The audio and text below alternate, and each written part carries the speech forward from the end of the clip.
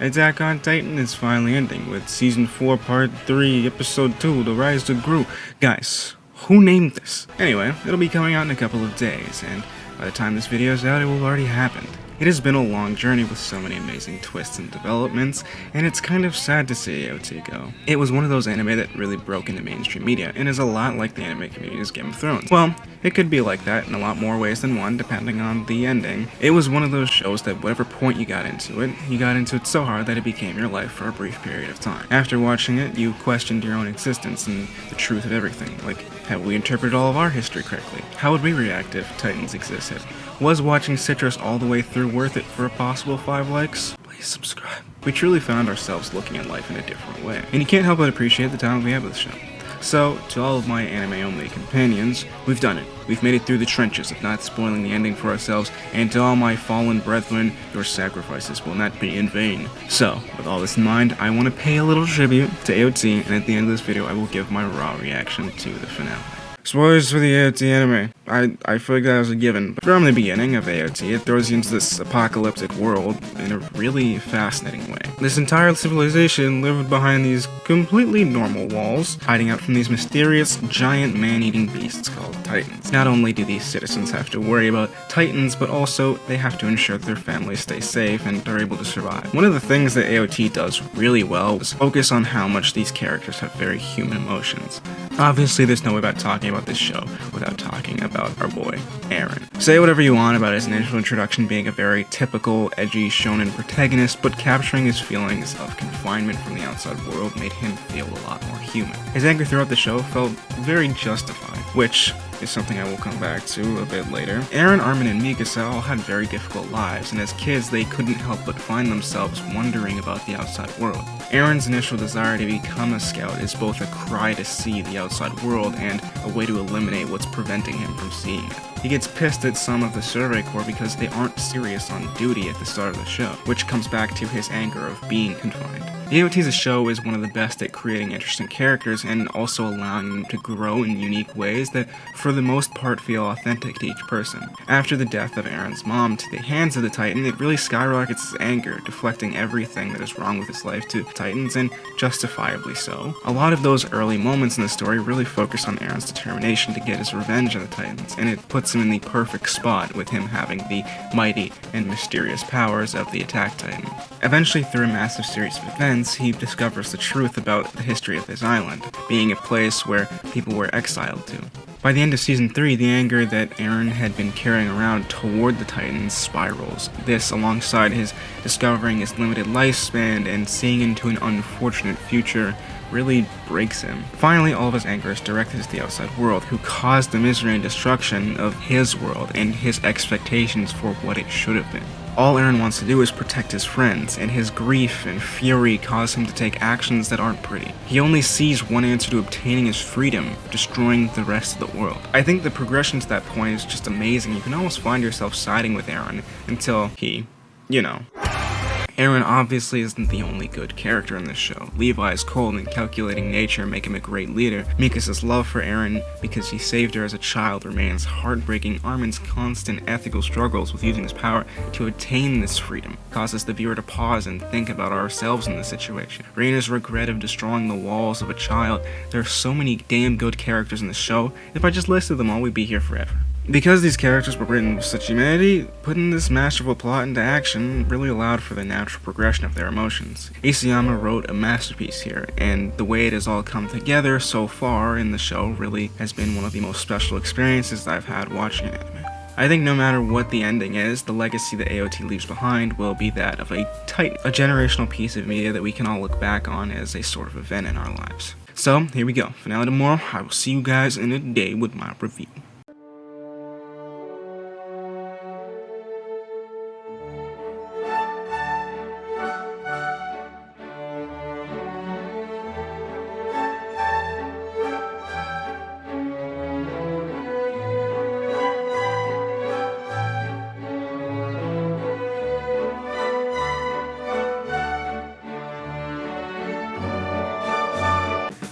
Okay, so oh my gosh, it's finally over.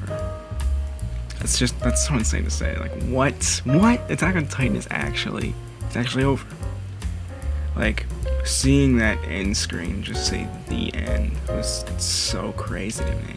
I think for what Attack on Titan was as a show, and what the mysterious aura that it would constantly build up, I feel like the ending that Isayama wrote here was very in tune with the rest of the story. How do I put the ending? I feel like the ending is perfectly bittersweet and left the feeling like an almost fulfilled hollowness. I think that's the best way to put it. Our main characters were able to finish their character arcs, and what we got here was a conclusion to a masterpiece. I just don't think I've had a show or finale make me feel this way before. Like, I literally had my hands just in my palms. Wait, my hands in my palms? Having my hands on my head while the credits roll by and things are still happening. Only Attack on Titan. So let me start by giving props to the animation team here and the adjustments made to the story for this ending. So after watching the finale last night, I went and read the end of the manga and talked to my boy Fisher. Go subscribe to Fisher. And I really noticed how the manga breezed by quickly past a lot of those key moments, and I feel like the anime added a lot more dialogue, and the new lines alongside the greater voice acting I think worked to really hit home our characters' feelings a bit better. I think this ending was as satisfying as it could be, especially because it left a lot of things up in the air for the viewer to decide. And I think the anime gave a lot more to draw conclusions from. Also, a little side note, I think that little high school thing they have for AOT is really freaking cool. And it's pretty interesting that one of the lines in the manga is, I can't believe Titans existed 100 years ago, with Isayama giving the reader a little even more food for thought as to what the ending could be. And I kind of wish they animated that too, but you know, I'm happy either way. Okay, but let's get to the episode itself. There are quite a few things I want to talk about here. So the first act, we get everything you'd expect out of AOT with some fun fights. I didn't find the CGI too jarring here, and that was a great way to open up the finale. Where the finale of AOT really shines is, like always, with the characters. And every character I felt mostly satisfied with in the end. One of the big stars in this finale was, of course, Armin. Ever since Season 3, there was always this kind of lingering idea of, oh, was it the right choice to revive Armin over Erwin? And there were like hints here and there, but I think that this story really put him in the forefront and gave him this final coming of age that assured that it was the right decision. And I really like that moment earlier on with Levi reflecting on his final promise to Erwin, the fact that he had no regrets choosing Armin, a person who had the same look in his eyes as the other scouts did when they were young. Then having that moment where Armin's talking to his lifeless body, essentially dumping out his emotions in, well, what he didn't know was the past at the time. I mean, it served as this moment for him to try and carry on the legacy of everyone and keep fighting. Which this then leads to him being able to see Zeke, where we got another one of those amazing conversations where Zeke essentially has given up on life and thinks that it's worthless and pointless and that the only point is to reproduce, then having Armin make this point about the smaller things in life being what makes life worth living. Having Zeke see a baseball while Armin sees the leaf hammers home that point, and it's just such a great moment, and it turns the tides, the tides table. I got it. Nailed it. First try. Yeah, I think having this moment be the turning point in the battle hit that point home that Armin was worth being saved.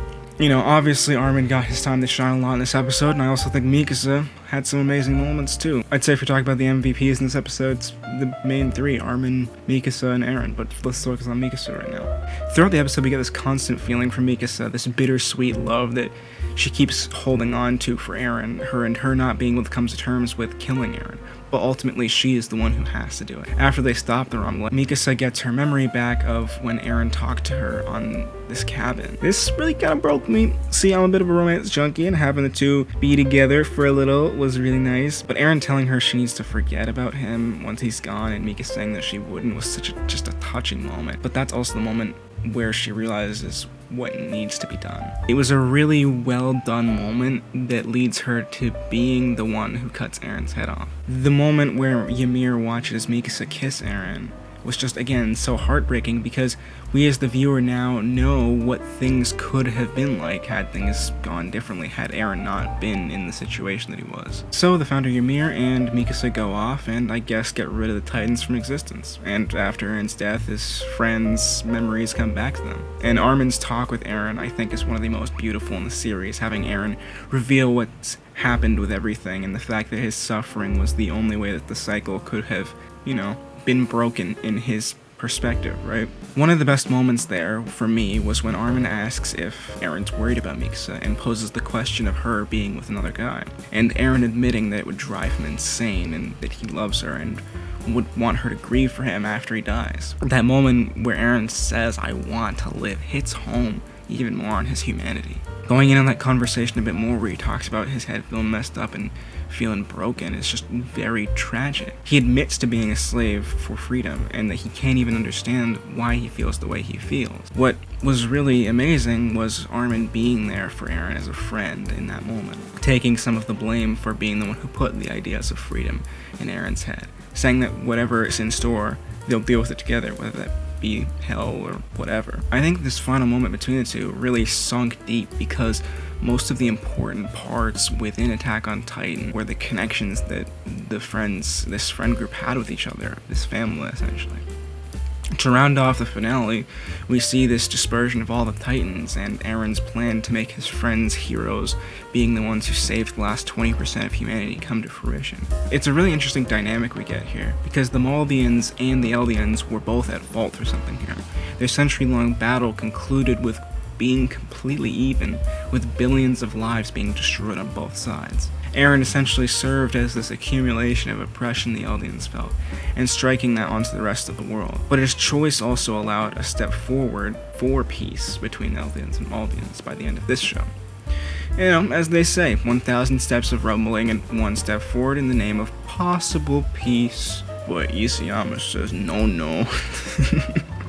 And we finish off with Eren's friends now being the ones who are fighting for peace, and fighting so that they won't have to fight anymore.